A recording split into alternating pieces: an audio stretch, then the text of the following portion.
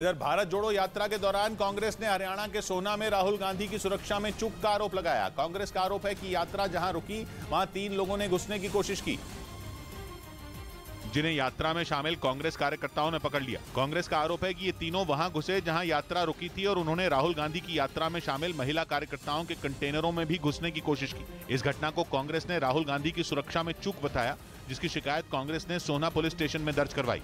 उधर रूस के नोवोसिबिर्स्क से एक वीडियो सामने आया जिसमें प्लास्टिक का एक गोदाम आग की भीषण लपटों से घिरा दिखाई दिया। हालांकि इस घटना से किसी को कोई नुकसान नहीं पहुंचा, लेकिन करोड़ों का सामान जलकर राख हो गया।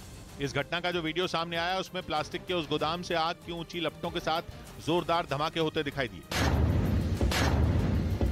यही नहीं, आग इतनी भयानक थी कि उस गोदाम से काले धुएं का गुबार उठता नजर आया, जिसने देखते ही देखते पूरे इलाके को ढक लिया।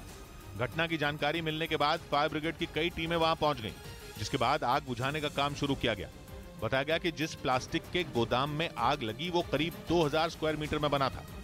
इधर झारखंड में रामगढ़ से कांग्रेस विधायक ममता देवी की विधानसभा की सदस्यता रद्द कर दी गई। उन्हें 2016 के दंगा भड़काने और हत्या के मामले में दोषी पाया गया और इसी केस में कांग्रेस विधायक ममता देवी को 5 साल की सजा हुई।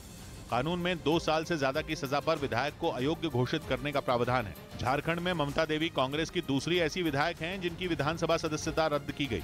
इस बीच ताइवान में जरूरी मिलिट्री सेवा का समय 4 महीने से बढ़ाकर 1 साल कर दिया गया। ताइवान में हर नागरिक को अपने देश की सेना में सेवा देना जरूरी है, जिस पर चीन से बढ़ते तनाव के बीच ताइवान की राष्ट्रपति ने बड़ा फैसला लिया और बताया कि ताइवान में जरूरी मिलिट्री सेवा के समय को 4 महीने से बढ़ाकर 1 साल कर दिया गया है। ये फैसला चीन की ताइवान में बढ़ती घुसपैठ की कोशिश को देखते हुए लिया गया। बीते दिनों चीन की ताइवान को लेकर लगातार बौखलाहट सामने आई। वो ताइवान को अपना क्षेत्र बताता आया है, जबकि ताइवान ने चीन के इस दावे को कभी नहीं माना। 3 दिन पहले ही चीन ने अपने 71 एयरक्राफ्ट ताइवान के एयर स्पेस में भेजे थे, जिनमें बड़ी संख्या में फाइटर जेट और ड्रोन शामिल बताए गए।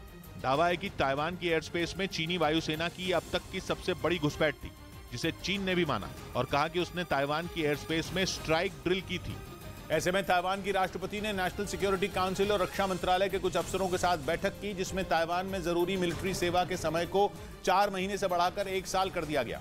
2024 से ताइवान के नागरिकों के लिए 1 साल की मिलिट्री सेवा देना जरूरी होगा। हालांकि ये नियम साल 2005 के बाद जन्म लेने वाले ताइवान के नागरिकों पर ही लागू होगा और महिलाओं के लिए भी 1 साल की सैन्य सेवा देना जरूरी नहीं है। ताइवान में 2018 में ही जरूरी मिलिट्री सेवा को घटाकर 4 महीने किया गया था, क्योंकि इससे पहले भी ताइवान में हर नागरिक के लिए 1 साल की सैन्य सेवा देना जरूरी था, जिसे 4 साल बाद फिर बढ़ाकर 1 साल कर दिया गया।